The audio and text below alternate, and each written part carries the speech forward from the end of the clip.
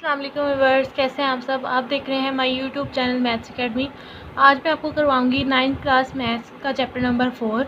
इसको स्टार्ट करने से पहले हम इसके फार्मूलाज देख लेते हैं कि इस पूरे चैप्टर में हमारे पास कौन कौन से फार्मूलाज यूज़ होंगे।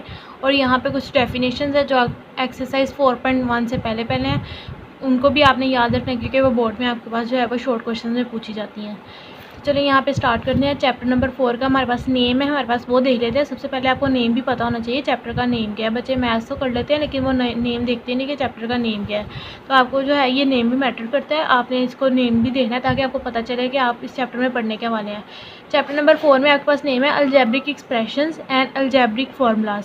मतलब आपके पास अलजब्रा वाले जितने भी एक्सप्रेशंस होंगे, अलजब्रा वाले एक्सप्रेशंस वो वाले एक्सप्रेशंस होते हैं जहाँ पे आपके पास वेरिएबल यूज़ होता है, एक्स यूज़ होता है, और वहाँ पे उसकी कुछ पावर्स भी हो जाती हैं और कहीं पे नहीं भी होती। तो अब ऐसे एक्सप्रेशन जिसमें आपके पास वेरिएबल यूज़ हो, मतलब एक्स यूज़ हो, तो फिर ऐसे एक्सप्रेशंस को हम कहते हैं अलजेब्रिक एक्सप्रेशंस। अब वो वेरिएबल एक्स के अलावा वाई भी हो सकता है और कुछ भी हो सकता है आपके पास। एंड अलजेब्रिक फंक्शंस, मतलब हम इसमें अलजेब्रिक एक्सप्रेशंस के बारे में पढ़ेंगे और अलजेब्रिक फार्मूलाज के बारे में पढ़ेंगे कि यहाँ पे अलजब्रा के कौन कौन से फार्मूलाज जो हम यूज़ कर सकते हैं। पहले यहाँ पे हम देख लेते हैं फार्मूलाज। इस पूरे चैप्टर में, बल्कि आगे भी अगले 5 वाले चैप्टर में भी जितने आपके पास फार्मूलाज यूज़ होने हैं वो यही हैं। आप यही समझ लें कि ये 10 आपके पास फार्मूलाज हैं, यही बेसिकली आपके पास जो हैं वो हर जगह यूज़ होते हैं। तो आपके पास पहला फार्मूला जो कि आपने पहले नहीं पढ़ा हुआ वो आपने देख लेना है। अगर आपके पास वैल्यू इस तरह से हो कि a + b का स्क्वायर हो, उसके बाद बीच में प्लस साइन हो और उसी वैल्यू का बीच में बस माइनस साइन हो, उसका भी स्क्वायर हो, मतलब पहले a था, यहाँ पे भी a है, और फिर दूसरी वैल्यू b थी तो यहाँ पे भी b है। पहली वाली वैल्यू और दूसरी वाली वैल्यू अगर सेम हो, a के दरमियान में प्लस का साइन हो, a के दरमियान में माइनस का साइन हो, और उनके दरमियान में आपके पास जो है उनके स्क्वायर्स के दरमियान में आपके पास प्लस साइन हो, तो उसकी जगह आप क्या लिख सकते हैं, 2a² + b²। ये आपके पास एक फॉर्मूला है, ये आपने एज इट इज़ याद रखना है, ये आपके आगे क्वेश्चन में 4.2 में यूज़ होगा। आगे सेकंड फॉर्मूला आपके पास a + b का अगर स्क्वायर हो और यहाँ पे माइनस आ जाए और उसके बाद a - b का स्क्वायर, मतलब सेम ऊपर वाली वैल्यू, बस ऊपर यहाँ पे प्लस साइन था, बीच में यहाँ पे आपके पास आ गया माइनस साइन। तो अगर आपके पास इस तरह का फॉर्मूला हो तो उसको आप = लिख सकते हैं 4ab के। ये बात आपने अब याद रख लेनी है फॉर्मूले वाली। उसके बाद तीसरा फार्मूला भी आपने पहले नहीं पढ़ा हुआ, उसमें आपके पास 3 वैल्यूज़ आ गई हैं a b c। 3 वैल्यूज़ का अगर स्क्वायर हो, a + b + c का स्क्वायर हो, तो उसको हम लिख सकते हैं a² + b² + c²। मतलब पहली वैल्यू का स्क्वायर, दूसरी वैल्यू का स्क्वायर, तीसरी वैल्यू का स्क्वायर, फिर उसके बाद प्लस साइन आएगा, 2 आ जाएगा आपके पास फॉर्मूले का। उसके बाद पहली 2 वैल्यूज़ मल्टीप्लाई होंगी, मतलब a मल्टीप्लाई होगा b के साथ, फिर उसके बाद 2 आ जाएगा प्लस साइन के साथ, और अगली 2 वैल्यूज़ मल्टीप्लाई होंगी, b मल्टीप्लाई होगा c के साथ, फिर आपके पास 2 आ जाएगा, और पहली वाली वैल्यू आखिरी वाली वैल्यू के साथ मल्टीप्लाई होगी, ac आ जाएगा, या ca लिख लें। ये आपके पास a + b + c का स्क्वायर का फॉर्मूला हो गया, ये आपने याद रख लेना है। उसके बाद नेक्स्ट आपके पास आ जाता है क्यूब के फार्मूलाज। अब क्यूब के फार्मूलाज भी आपने जो है वो पहले पढ़े होंगे, पिछली क्लासेस में 7th क्लास में भी पढ़ा हुआ है, 8 में। इसको देख लेना आपने। अगर आपके पास a + b का क्यूब होल क्यूब हो, मतलब ब्रैकेट के ऊपर पावर क्यूब हो, तो उसका फॉर्मूला अलग होता है, और अगर a के ऊपर लैदा क्यूब हो और b के ऊपर लैदा क्यूब हो तो उसका फॉर्मूला अलग होता है। यहाँ पे आपके पास a + b इसकी पावर है, पावर आपके पास क्यूब है, तो उसका फॉर्मूला बनता है a³ + 3ab a + b, ठीक है। उसके बाद + b³, ये आपके पास फॉर्मूला बन गया। उसके बाद a - b का क्यूब हो तो आपके पास फॉर्मूला बनता है a³। सारे आपके पास फॉर्मूला वही रहेगा, सिर्फ प्लस की जगह माइनस आता जाएगा। यहाँ पे प्लस था, माइनस आ गया, यहाँ पे प्लस था, माइनस आ गया, यहाँ पे माइनस। इसको याद रखने का बहुत आसान तरीका है, a³ - 3ab a - b³ b³। ये हो गया आपके पास फॉर्मूला a - b के क्यूब का। अब आपके पास अलग-अलग अगर क्यूब हो, a के ऊपर अलग क्यूब है, b के ऊपर अलग क्यूब है, फिर उसको हम कैसे लिख सकते हैं, a + b आपने पहले लिखा, उसके बाद a² - ab + b²। ये फॉर्मूला आपके पास हो गया, एज इट इज़ आपने ये याद रख लेना है। उसके बाद a³ - b³ का फॉर्मूला a - b, सिर्फ यहाँ पे पहली वाली वैल्यू में माइनस साइन आएगा, पहली ब्रैकेट में a - b, बाकी हर जगह आपके पास प्लस आएगा, a² + ab + b²। जो ऊपर प्लस वाला था उसमें पहली वाली वैल्यू में प्लस था, उसके बाद यहाँ पे बीच में सिर्फ माइनस आ रहा था ab के साथ। यहाँ पे हर जगह ही प्लस है, सिर्फ पहला फैक्टर जो है a, वहाँ पे उनके दरमियान में माइनस साइन आ जाएगा। ये नेक्स्ट फॉर्मूला आपने 8 वाला पहले भी पढ़ा हुआ है इतनी बार, a + b का स्क्वायर इक्वल होता है a² + 2ab + b² के। ये आपने याद रखना है, a + b का होल स्क्वायर किसके इक्वल होता है, a² + 2ab + b² के। उसके बाद a - b का स्क्वायर इक्वल होता है a² -2ab + b², ये इसके फॉर्मूले के इक्वल होता है, यहाँ पे याद रखना है। यहाँ पे प्लस वाले में 2ab के साथ प्लस साइन आ जाएगा और अगर बीच में माइनस साइन होगा तो 2ab के साथ माइनस साइन आ जाएगा, वैल्यू वही हमारे पास रहेगी। उसके बाद लास्ट वाला फॉर्मूला a² - b² हो तो उसको हम लिख सकते हैं a + b और a - b। ठीक है, अब एक मरतबा उसको प्लस में लिख लेंगे, एक मरतबा माइनस में, स्केयर ख़त्म हो जाएगा। ये फार्मूलाज आपने एज इट इज़ अच्छे तरीके से याद रख लेने हैं क्योंकि आपके पास ये हायर क्लासेस में भी यूज़ होते हैं। नेक्स्ट आपके पास आ जाती हैं डेफिनेशंस। अब ये आपके पास जो डेफिनेशंस है वो बोर्ड के लिहाज से भी है पूछी जाती हैं। पहले अलजेब्रिक एक्सप्रेशन है, अलजेब्रिक एक्सप्रेशन वैसे नहीं पूछा जाता, उसके अलावा जो पॉलिनोमियल्स है उसकी डेफिनेशन है, रैशनल एक्सप्रेशन की डेफिनेशन है, वो बोर्ड में पूछी जाती है। सबसे पहले अलजेब्रिक एक्सप्रेशन की डेफिनेशन देख लेते हैं। Algebra is a generalisation of arithmetic. आपके पास अलजेब्रा क्या होता है, अरिथमेटिक या जो जनरलाइज किया जाता है, मतलब आपके पास वेरिएबल यूज़ होगा।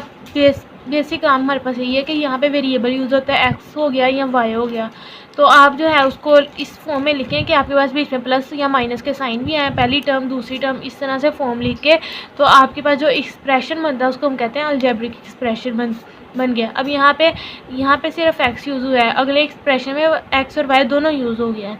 तो ऐसी एक्सप्रेशन जहाँ पे हम वेरिएबल यूज़ करें साथ उसकी कोई वैल्यू भी लिखी हो, जैसे एक्स वाई के साथ यहाँ पे 3 लिखा हुआ है तो इसको कहते हैं कोफिशिएंट, ये इसका कोफिशिएंट है। उसके बाद एक्स ये लिखा हुआ है तो इसका साथ कोफिशिएंट है -3, एक्स² है, इसका कोफिशिएंट है 5।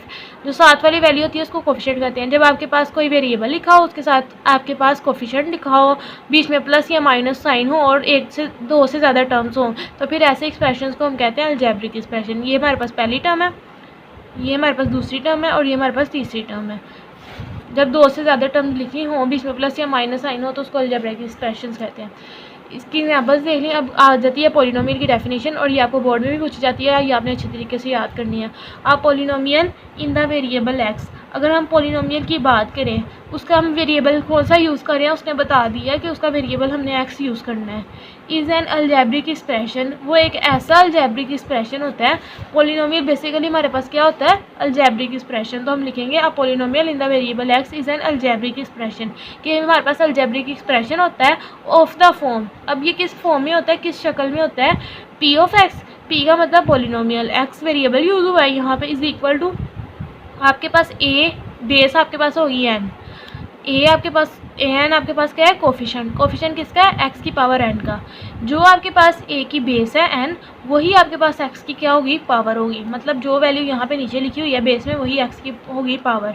उसके बाद प्लस का साइन आ जाएगा, उसके बाद ए आपके पास कोफिशिएंट ए होगा, लेकिन यहाँ पे पावर हमारे बेस हमारे पास एन थी, उसमें से 1 नंबर काम कर देंगे n-1। अगर हमने बेस में से 1 नंबर काम किया तो आपके पास x की पावर भी वही होगी, मतलब n-1 आपके पास पावर आ गई, प्लस a n-2 x की पावर n-2। अब 2 नंबर काम कर दिए तो x की पावर में से भी 2 नंबर काम हो गए, प्लस सो ऑन, इस तरह 3 नंबर काम होते जाएंगे, 4 नंबर काम होते जाएंगे, चलता जाएगा ये एक्सप्रेशन। और एंड पे जाके आपके पास बेस रह जाएगी 1। अगर बेस आपके पास 1 रह गई है तो एक्स की पावर भी आपके पास क्या रहेगी, 1। अगर आपके पास फिर एंड पे 1 से छोटा 1 नंबर कम कर रहे हैं तो हमारे पास आ जाता है 0। तो बेस आपके पास आ गई यहाँ पे 0 a0 और एक्स की पावर आपके पास भी आ गई 0। अब किसी की भी पावर 0 हो तो हम उसकी जगह लिख सकते हैं 1। तो यहाँ पे बुक में खाली a0 लिखा हुआ है, तो आपने ये देख लेना कि एक्स की पावर 0 की वैल्यू तो हमारे पास 1 होती है, तो इसलिए खाली हमारे पास क्या रह गया, a0। तो ये आपके पास इस तरह की जो फॉर्म होगी इसको हम कहते हैं पॉलिनोमियल। यहाँ पे आपके पास जो पहली वाली वैल्यू होती है एक्स की पावर n, उसका जो कोफिशिएंट है हमारे पास an, वो कभी भी 0 नहीं होता, an नॉट इक्वल टू 0।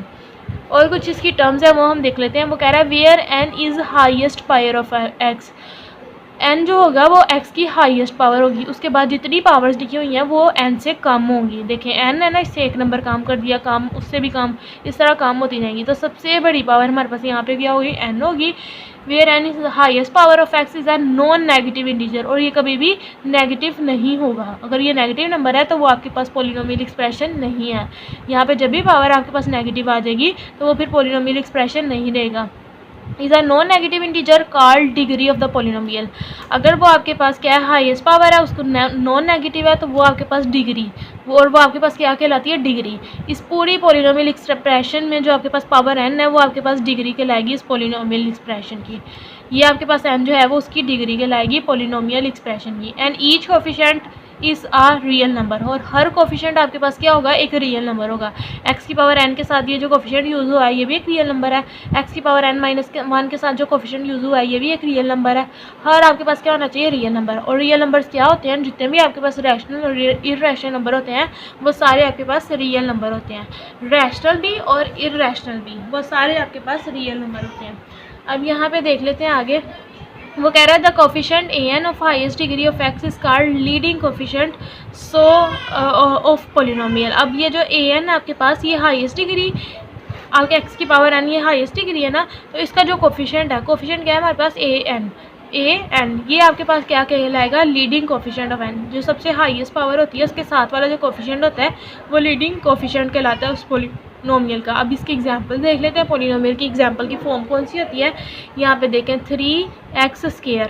आपके पास वेरिएबल है, उसकी पावर क्या है 2, या उसके बाद आपके पास प्लस साइन आ गया।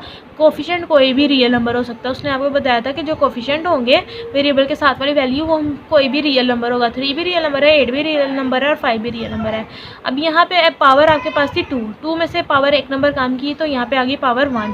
उसके बाद यहाँ पे 1 के बाद पावर आनी है 0, तो यहाँ पे x की पावर 0 मौजूद है क्योंकि उसकी जगह हम लिख सकते हैं 1, तो यहाँ पे सिंपल 5 रह गया। तो यहाँ पे ऐसा एक्सप्रेशन हमारे पास क्या कहलाएगा, पोलिनोमियल एक्सप्रेशन कहलाएगा, जो इस फॉर्म में लिखा हुआ है। उसके बाद सेकेंड एग्जाम्पल देख लेते हैं। 3x² + 2x + 1।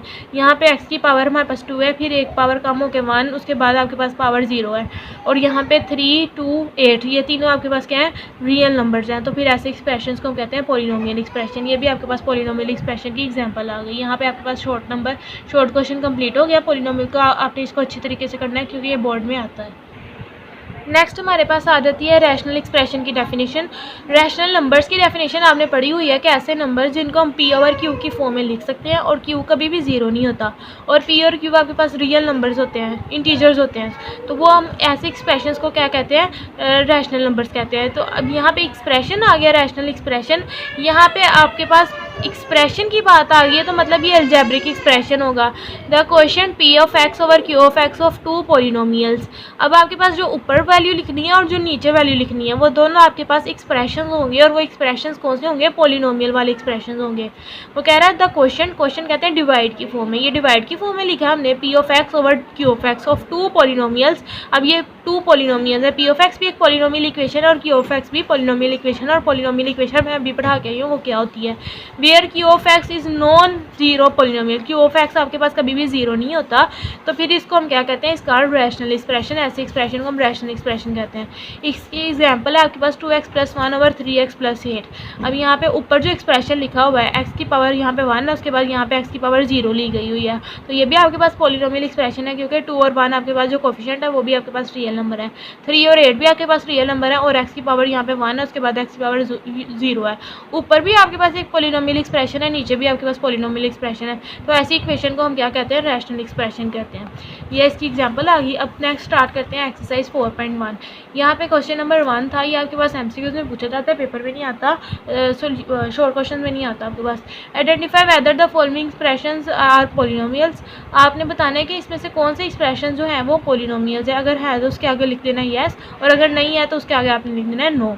अब पोलिनोमियल की डेफिनेशन में आपको सारी पढ़ा के आई थी, तो कि उसका हाईएस्ट पावर n, उसके बाद उससे कम पावर का जो आती है वो कम होती जाती है।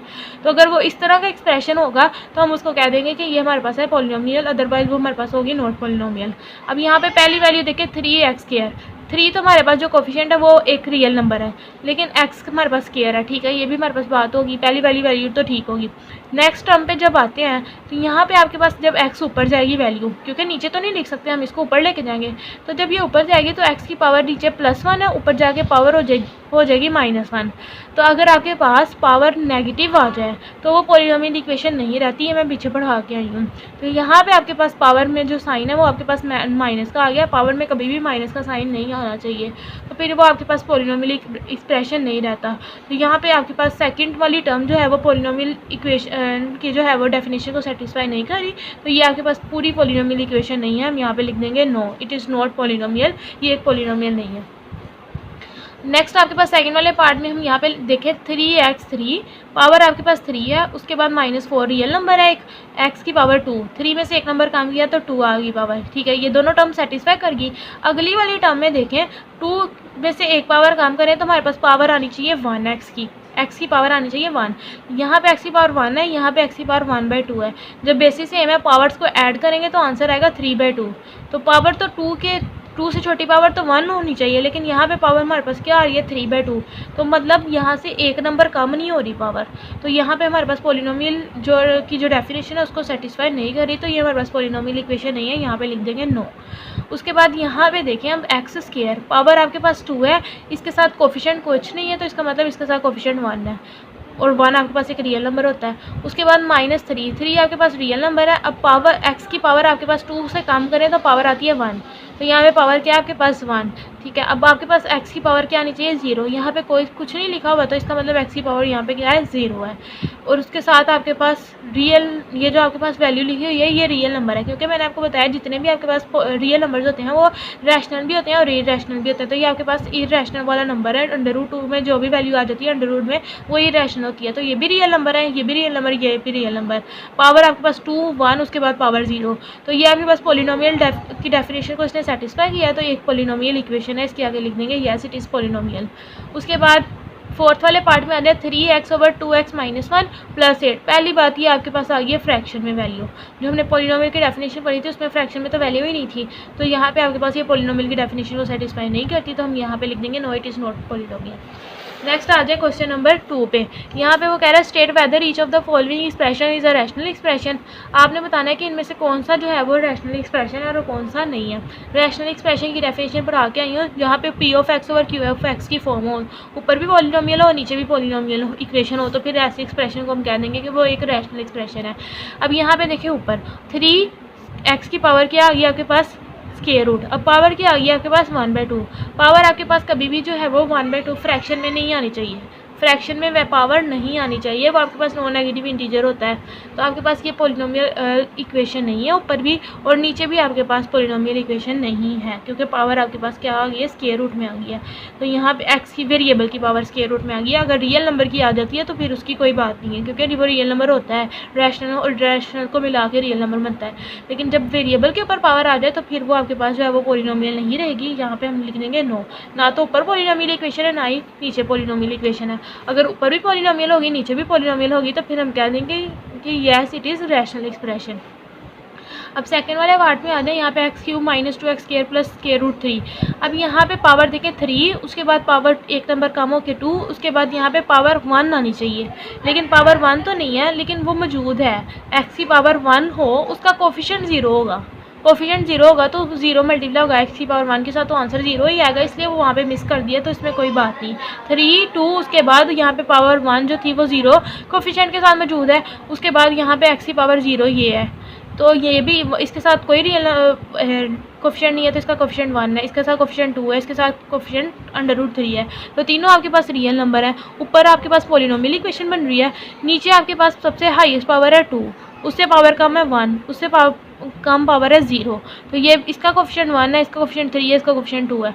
तो ये आपके पास पोलिनोमियल इक्वेशन है। तो ऊपर भी पोलिनोमियल नीचे भी पोलिनोमियल इक्वेशन। ऐसा एक्सप्रेशन जिसमें ऊपर भी और नीचे भी दोनों में पोलिनोमियल हो उसको हम कहते हैं रैशनल एक्सप्रेशन। ये रैशनल एक्सप्रेशन है।